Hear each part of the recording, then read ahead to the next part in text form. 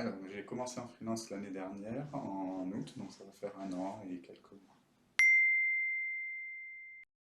Donc, je suis expert en cybersécurité, mais du coup, je propose des services plus larges aux entreprises, donc que ce soit de la gestion de projet, de l'accompagnement au changement, dans à peu près toutes les compétences IT que j'ai pu acquérir au cours de ma carrière. Donc aujourd'hui, j'accompagne la Maïf pour faire des plans d'assurance sécurité et la validation de ces plans auprès de ses prestataires. Je suis également en mission avec Airbus Defence and Space sur un projet satellite en tant que technical officer, donc responsable technique de la solution de chiffrement. Et après, je travaille également en partenariat avec une entreprise qui fait de la rénovation de malles anciennes dans un projet de robotisation de ces malles. Je suis en EURL. Donc sur la mission pour Airbus, je télétravaille à peu près 2 à 3 jours par semaine. Pour la Maïf, c'est du full télétravail avec des déplacements sur site, une fois par trimestre à peu près. Donc je pense que de toute façon, on doit toujours garder une posture professionnelle. L'idée, c'est de rester carré dans ces échanges, du coup de clarifier les entrants et clarifier également les livrables pour que tout se passe bien et que tout le monde soit content de la prestation.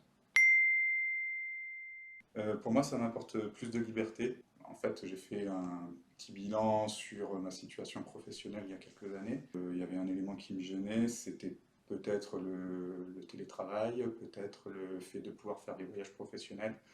Le freelancing me permet aussi de choisir mes clients, de pouvoir moduler tout ça, et quand une mission ne me plaît pas, je peux plus facilement en sortir ou argumenter ou trouver une compensation avec le client. Je dirais la liberté et la liberté.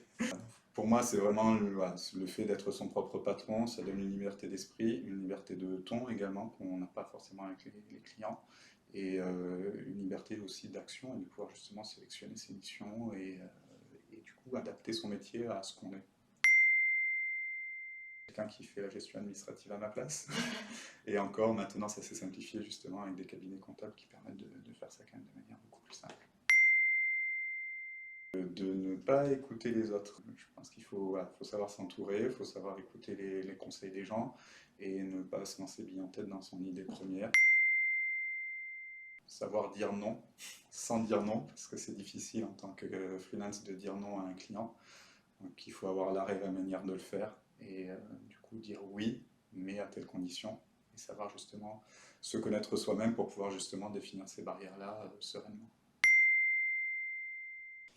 En fait, Anouk, qui est donc la patronne de Réseau.tech, était une ancienne collègue. Donc on a gardé le contact et quand j'ai souhaité me lancer en freelance, du coup je l'ai sollicité pour savoir si elle avait des missions et il se trouve qu'elle en a eu assez rapidement et du coup ça a marché avec Airbus en premier. C'est Joanne. Pour moi, c'est très bien. Voilà, on remplit à peu près toutes les cases. Elle s'occupe bien du sujet, elle le suit correctement. Elle relance le client en fin de mois pour la validation des CRA, donc il n'y a vraiment aucun problème. Et en plus, c'est une personne qui est très agréable, qui aime comprendre aussi ce que je fais. Du coup, ça aussi, c'est un plus dans la relation qui fait qu'on n'est pas juste un pion commercial qui va apporter de l'argent à la personne. Oser, ça c'est la première chose. Et ensuite, vraiment apprendre à se connaître pour savoir si ce qu'on attend du freelance, c'est vraiment pour soi. Est-ce qu'on est capable de se gérer soi-même, de se cadrer professionnellement et de ne pas avoir la pression d'un chef. Certains en ont besoin, d'autres préfèrent ne pas l'avoir. Moi, c'est mon cas. Si c'est votre cas également, il faut se lancer. Je pense qu'aujourd'hui, l'accompagnement par des sociétés comme Réseau.tech ou par des cabinets comptables ou par ce genre de... Il y a beaucoup de structures qui permettent d'aider les freelances, donc il n'y a vraiment pas de frein à mon sens. Je rajouterai un bémol, il faut pouvoir budgétiser justement la complémentaire de la sécurité sociale qu'on va payer du coup entièrement.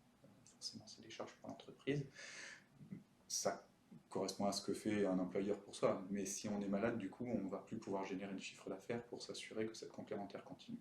Si on a une maladie chronique, je ne conseillerais pas forcément, ou en tout cas de bien réfléchir. Si par contre on est en bonne santé, relativement jeune, faut y aller, faut oser.